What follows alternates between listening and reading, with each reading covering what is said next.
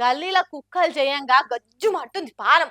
చిన్నోళ్ళు పెద్దోళ్ళన్న చిన్న సూపు లేకుండా పెద్ద పెద్ద కాట్లు వేటవాటినాయి కుక్కలు అని మస్తు ముచ్చట్లలో చెప్పుకున్నాం కదా. అయినా ఇంకా చాలా జాగలలో అవిటితోని బాధలు అట్లనే ఉన్నాయి. అందుకే గీసారి కుక్కతోనే కంప్లైంట్ ఇప్పించిండు. హగో గట్లెట్లయితుంది అంటారా? పాండ్రి మా ముఖాలు చూసి మీకు తిప్పల తీర్చబుద్ధి కాకుంటే కుక్క ముఖం పెట్టుకొస్తానన్న గోస తీరువురి జరా అని గోడు చెప్పుకుంటారు చూడుండ్రి. మధ్యప్రదేశ్ లో ప్రతిపక్ష కాంగ్రెస్ లీడర్ అయిన ఈయనే కార్యకర్తకి కుక్క మాస్క్ వేపించి ఆఫీసర్ల ముంగట కూసబెట్టింది. ఇట్లా ఒక్కో లాపాయిని తీసి గట్టిగానే ఆర్చుకున్న ఆఫీసర్లను బీజేపీ ఏలువాడ్ల మధ్యప్రదేశ్ లో అవినీతి చేయనీకే కుక్కలను కూడా ఇడవలేస్తారు. అట్లెట్లా అంటే కుక్కలకు కుటుంబ నియంత్రణ ఇంజెక్షన్ల పేరుతోటి ₹1 కోటి అవినీతి జరిగిందని తెలిసింది. అవిటి కోసం బడ్జెట్ ఇస్తున్నామంటారు గాని మరి పైసలు ఏమైతున్నాయో దేవుడెరుగు. ఇటు దినాం కుక్క కాట్లకు అందరూ దేవుని తెలుసుకునే కథ అవుతుంది.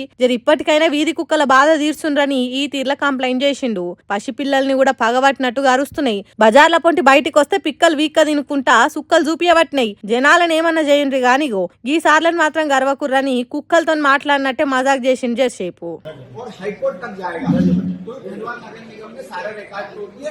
पहले नाश्ते में 4.5 करोड़ रुपए, अब कुत्तों के नाम पे कितने 40 लाख रुपए भैया 40।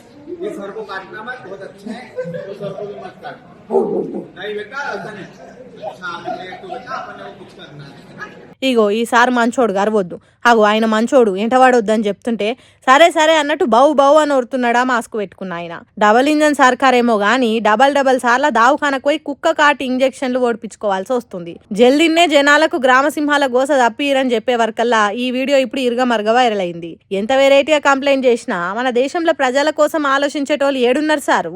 పిల్లల పానాలు పోయినప్పుడే ఆలోచించనోళ్ళు గిట్ల కుక్క మాస్క్ పెట్టి చెప్తే ఏడింటారు. సుద్దాంతి ఎవరో ఒకరు ఏదో ఒకటి చేసి ఈ వీధి కుక్కల బాధను మొత్తం దేశం మొత్తంలో ఎక్కడ లేకుండా చేయుండ్రని బాతిలాడుతుర్రు బజార్ కుక్కల బాధితులంతా.